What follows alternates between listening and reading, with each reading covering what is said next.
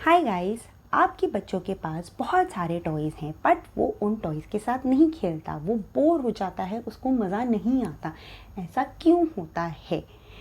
इस वीडियो में मैं आपसे बात करने वाली हूँ इसी टॉपिक पे। Hi guys, welcome back to our go baby. आज का टॉपिक है टॉय रोटेशन। ये मेरा फेवरेट टॉपिक है क्योंकि मैं toy rotation more than 1.5 year से कर रही हूँ। तो ये मेरा पर्सनल एक्सपीरियंस होगा जो भी मैं आपसे आज यहाँ पे शेयर करने वाली हूँ। आई होप वो आपको हेल्पफुल लगेगा। इस वीडियो में मैं आपको सब कुछ बताने वाली हूँ कि क्या होता है टॉय रोटेशन, क्यों करना चाहिए, कब से करना चाहिए और मोस्ट इम्पॉर्टेंटली कैसे करना चाहिए। So without wasting any time I am going to start this video. अगर वीडियो पसंद आए तो वीडियो को लाइक करिएगा और चैनल को सब्सक्राइब करना बिल्कुल भी मत भूलिएगा। तो पहला क्वेश्चन आता है हमारे दिमाग में कि टॉय रोटेशन होता क्या है। टॉय रोटेशन का मतलब है कि कुछ टॉयज़ आपने डिस्प्ले में लगा दिए और बाकी टॉयज़ आपने छुपा के रख दिए, उनको हटा दिया। डिस्प्ले का इन द सेंस होता है कि ऐसी जगह जहां आपका बच्चा देख सके, वो टॉयज़ को पकड़ सके, उठा सके, तो आपने उस जगह पे रख दिया और बाकी सबको छुपा दिया। और कुछ कुछ इंटरवल्स के बाद आप वही वाले टॉयज़ फिर से निकालते हो और दूसरे टॉयज़ रख देते हो। तो इसी को हम रोटेशन कहते हैं और क्योंकि ये टॉयज़ हैं इसलिए टॉय रोटेशन कहलाता है। ये कब से स्टार्ट करना चाहिए आपको toy rotation? As early as you can. मतलब 3 मंथ्स के बच्चे के लिए भी आप स्टार्ट कर सकते हो, 6 मंथ्स से भी स्टार्ट कर सकते हो। और अगर आपने अभी तक स्टार्ट नहीं किया है, not to worry, you can start from today onward. आराम से आप स्टार्ट कर सकते हो। क्यों करना चाहिए टॉय रोटेशन? देखो, टॉय रोटेशन इसलिए करना चाहिए क्योंकि जब इतने सारे टॉयज़ होते हैं बच्चों के पास तो उनके लिए बहुत ओवरवेलमिंग होता है कि मैं कौन से टॉय से खेलूँ, इससे खेलूँ, उससे खेलूँ, इससे भी नहीं खेलूँ, उससे भी नहीं खेलूँ, और वो किसी से नहीं खेलता, वो छोड़ के चला जाता है। क्यों? क्योंकि वो अपना अटेंशन खो रहा होता है, उसका क्रिएटिविटी निकल के नहीं आती, उसका फोकस नहीं होता किसी एक टॉय पे, उसको समझ नहीं आ रहा होता है क्या क्या खेल लूँ और क्या क्या छोड़ दूँ। जब बच्चे किसी फ्रेंड के घर जाते हैं तो आप देखते होंगे उनको लगता है मैं जल्दी जल्दी सब कुछ खेल लूँ, क्योंकि उन्हें पता होता है इतना सा टाइम है और उसमें सब कुछ खेलना है। तो वही घर में भी होता है, क्योंकि इतने सारे टॉयज़ हैं, उन्हें समझ नहीं आता कि मैं क्या क्या कर लूँ। सब कुछ बाहर है तो सब कुछ ही खेल लूँ या फिर कुछ भी नहीं खोल लूँ और चला जाऊँ मैं यहाँ से, मुझे नहीं खेलना है। उनको कन्फ्यूजन होता है, उनको मज़ा नहीं आ रहा होता है इतने कन्फ्यूजन में रहने के लिए। जो एक इंथुजियाज़म चाहिए होता है खेलने के लिए वो ख़त्म हो जाता है। जो स्पेस होती है वो बहुत ही क्लस्टर्ड होती है क्योंकि सब कुछ बाहर होता है। आप कुछ भी हटा नहीं रही हो तो आप सब कुछ बाहर ही रख रही हो, तो इतना ज़्यादा सामान बाहर देख के बच्चों को समझ नहीं आ रहा होता है कि मैं क्या खेलूँ।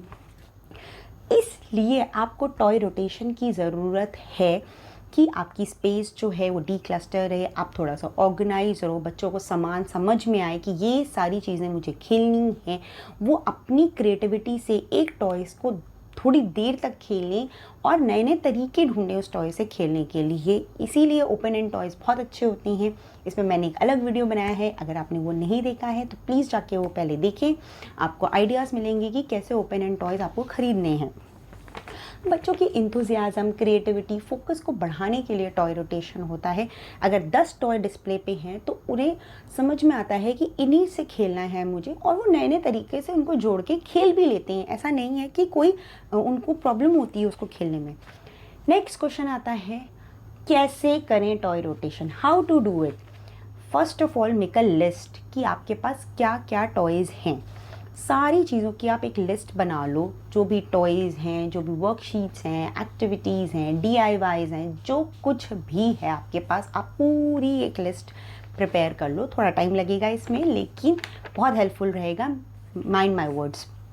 उसके बाद आप ये डिसाइड करो कि कितनी फ्रीक्वेंटली आपको टॉय रोटेट करने हैं। लाइक जैसे मैं करती हूँ, मैं वीकली करती हूँ, आप चाहो तो 10 डेज़ में कर सकते हो, 15 डेज़ में कर सकते हो या मंथली भी कर सकते हो।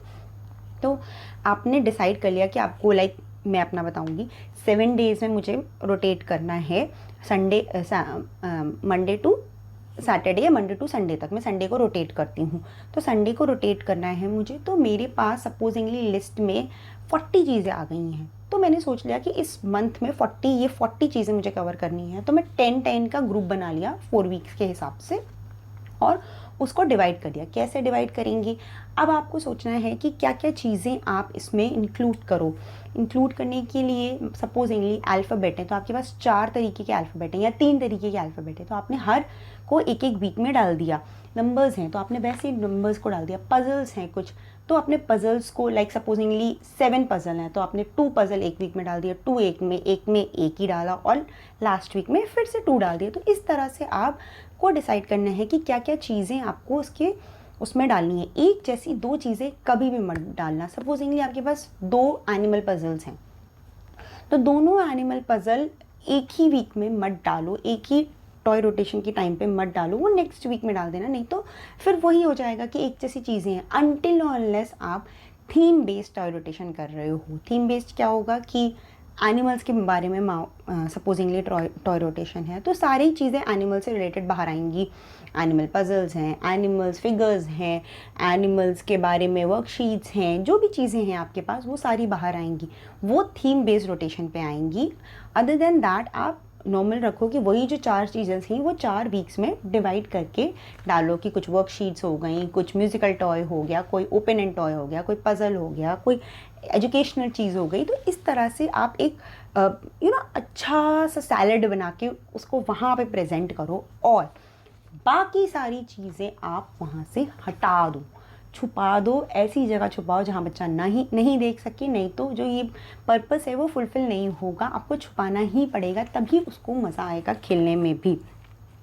आपको बाकी सारे टॉयज़ को छुपाने के लिए ही ये बेसिक रीजंस हैं ये करने के, नहीं तो उनको क्या फ़ायदा है उसको ये चीज़ करने का।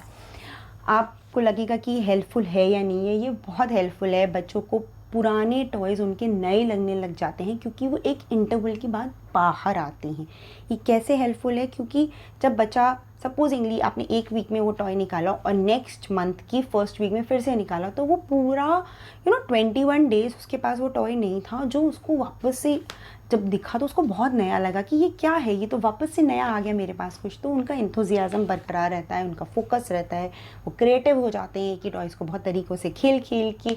बहुत ज़्यादा यूज़फुल है ये टॉय रोटेशन। मैं खुद कर रही हूँ, मुझे पर्सनल एक्सपीरियंस है, मैं आपको बता रही हूँ कि आपको मज़ा आएगा ये करके। नए तरीके मिलते हैं, ऑर्गेनाइज हो जाती हो आप खुद भी। आपको पता है कि मुझे ये 10 चीज़ें बाहर निकालनी है, आपने निकाल के रख दी। अब वो बच्चे की कॉल है कि वो कैसे खेलेगा, कैसे करेगा।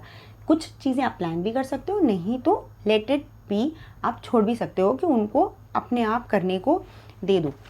नेक्स्ट लास्ट चीज़ कहूँगी, अपने आप को प्रेशराइज़ मत करो कि मुझे इसी वीक में करना था और मैं नहीं कर पाई तो क्या, कोई बात नहीं। आप 10 डेज़ में कर लो, नहीं कर सकते हो तो 15 डेज़ में कर लो, मंथ में 2 बार कर लो कि मुझे मंथ में 2 बार करना है।